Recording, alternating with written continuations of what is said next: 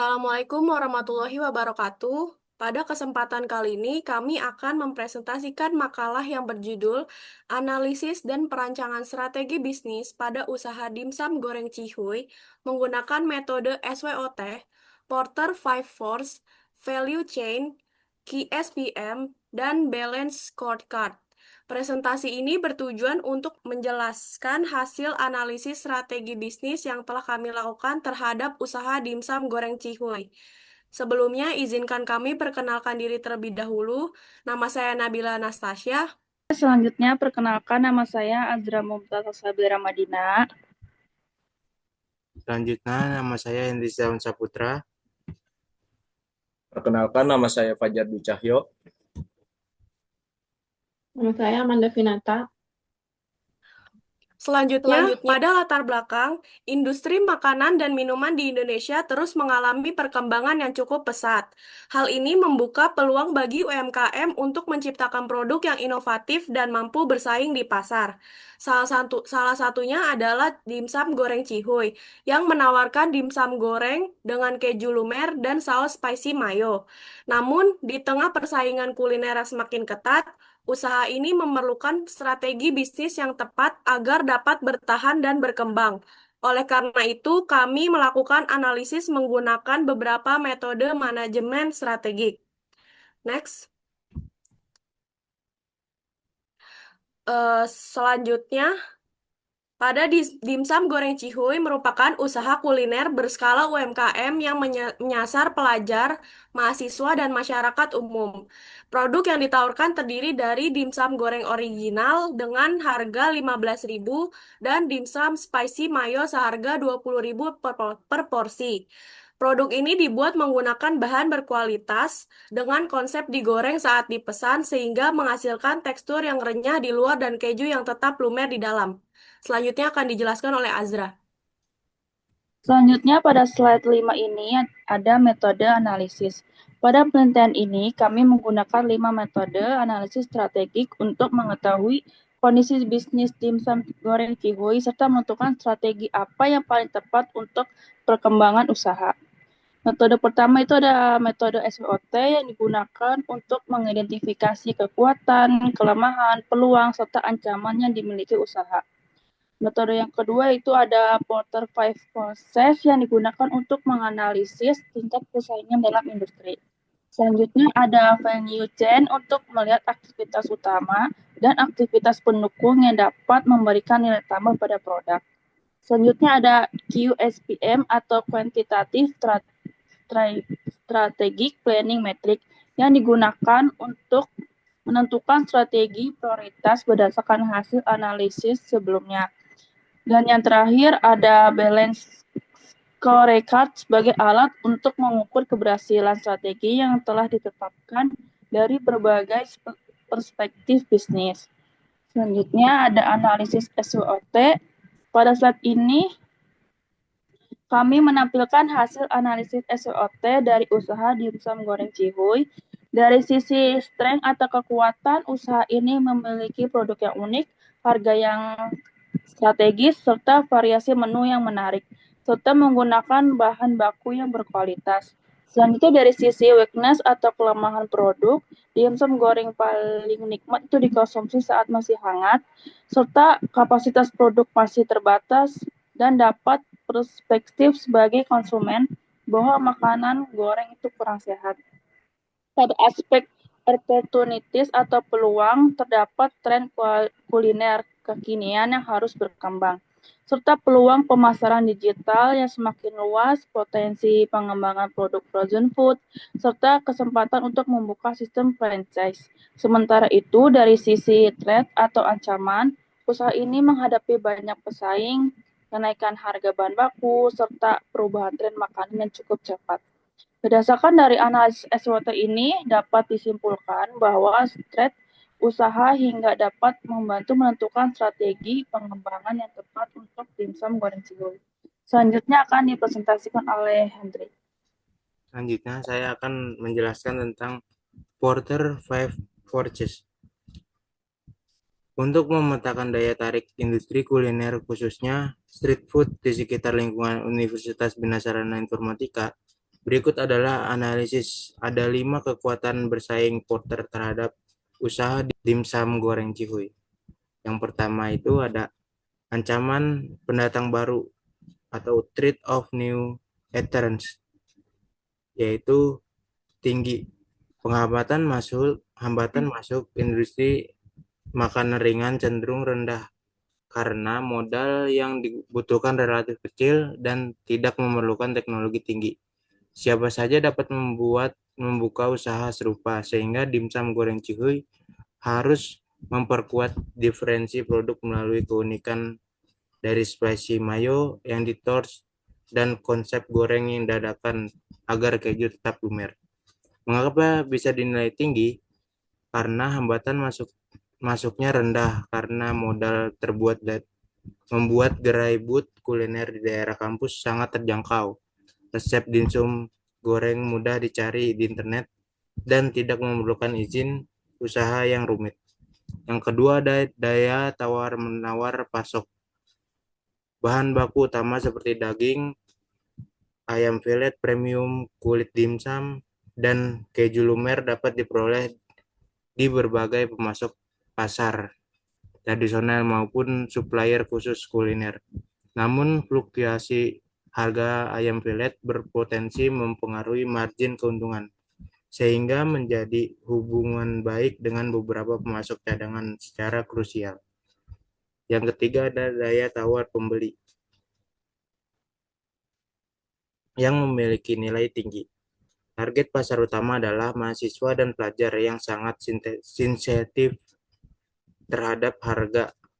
Jika rasa berubah dan harga naik secara drastis, konsumen dapat dengan mudah beralih ke jajanan lain di sekitar kampus.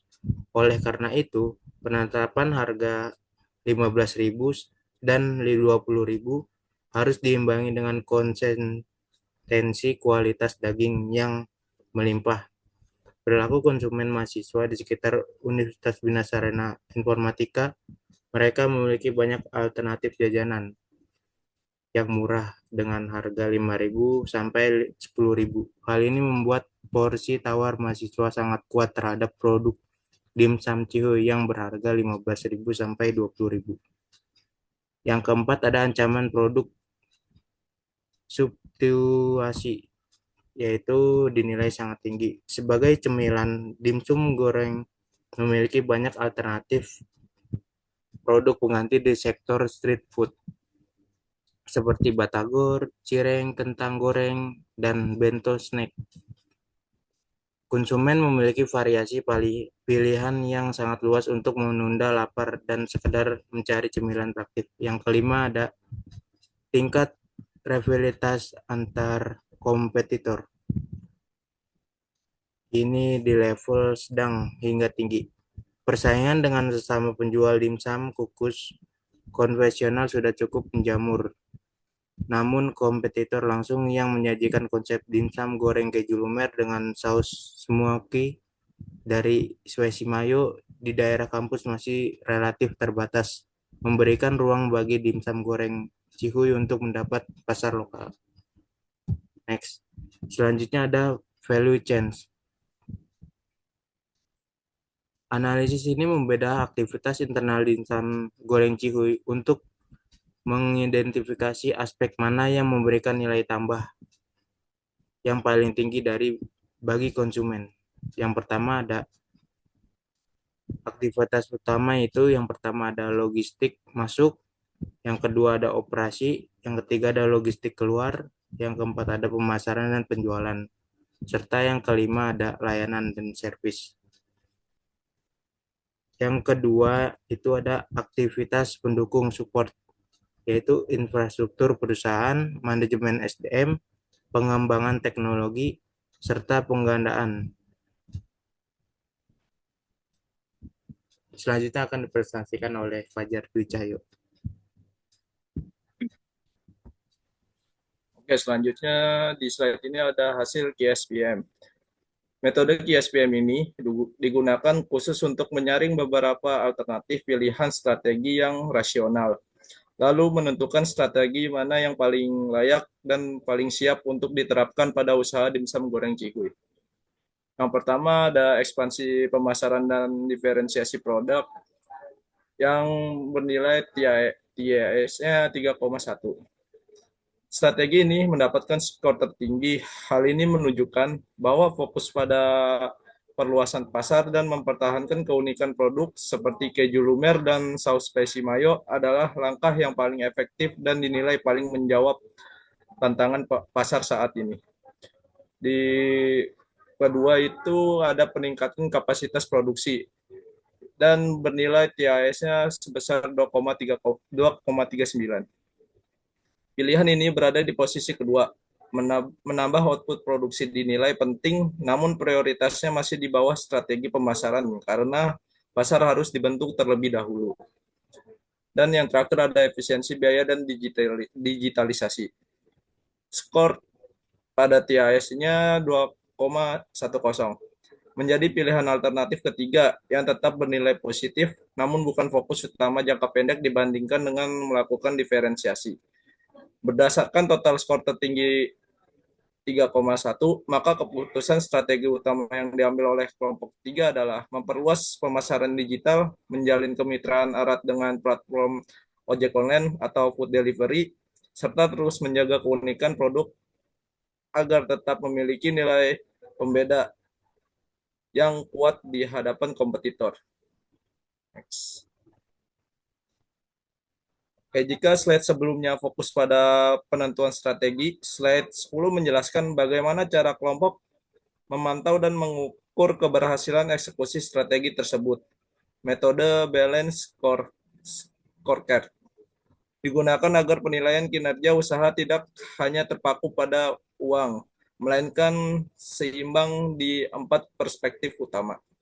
Yang pertama ada perspektif finansial. Omset atau pendapatan usaha ditargetkan mengalami peningkatan sebesar 15%. Indikator ini mengukur apakah strategi pemasaran dan penjualan yang dijalankan berhasil memberikan keuntungan materi bagi bisnis. Dan selanjutnya ada perspektif pelanggan. Pada tingkat pembelian ulang dari konsumen ditargetkan mencapai 40%. Angka ini sangat krusial bagi UMKM kuliner. Artinya bisnis ini tidak hanya mencari pelanggan baru, tetapi juga berhasil menjaga kepuasan pelanggan lama agar mereka terus kembali membeli produk. Yang keempat ada perspektif proses bisnis internal. Waktu pelayanan dan penyajian produk ditetapkan berada di kisaran 5 hingga 7 menit. Mengingat salah satu keunggulan produk ini adalah digoreng saat dipesan, efisiensi waktu dalam proses internal sangat penting agar konsumen tidak menunggu terlalu lama, namun tetap mendapatkan kualitas makanan yang hangat dan optimal. Yang terakhir ada perspektif pembelajaran, yaitu melakukan evaluasi internal mingguan serta memproduksi minimal 3 konten promosi per minggu di media sosial. Perspektif ini berfokus pada pengembangan kemampuan usaha, konsisten tim dalam belajar memperbaiki kekurangan operasional, serta keaktifan dalam melakukan pemasaran digital guna menunjang target-target di perspektif lainnya. Slide selanjutnya akan dipresentasikan oleh Amanda. Berdasarkan hasil penelitian menunjukkan bahwa dimsum goreng Cihuy memiliki peluang yang besar untuk berkembang di tengah persaingan industri kuliner. Berdasarkan hasil penelitian menunjukkan bahwa dimsum goreng Cihuy memiliki peluang yang besar untuk berkembang di tengah persaingan industri kuliner. Berdasarkan hasil analisis SWOT, Porter Forecast, Value Chain, dan QSPM, strategi yang paling direkomendasikan adalah memperkuat pemasaran digital dan mempertahankan keunikan produk. Implementasi strategi kemudian diukur menggunakan balance scorecard agar tujuan usaha dapat tercapai secara optimal. Next. Di sini ada beberapa saran untuk meningkatkan daya saing usaha yang perlu diterapkan. Yang pertama adalah menjaga konsistensi kualitas produk, yang kedua memperkuat promosi melalui media sosial, yang ketiga menambah inovasi menu sesuai tren pasar, dan yang terakhir menjalin kerjasama dengan pemasok agar harga bahan baku lebih stabil. Sekian presentasi dari kelompok kami. Terima kasih atas perhatiannya. Mohon maaf apabila masih terdapat kekurangan. Wassalamualaikum warahmatullahi wabarakatuh.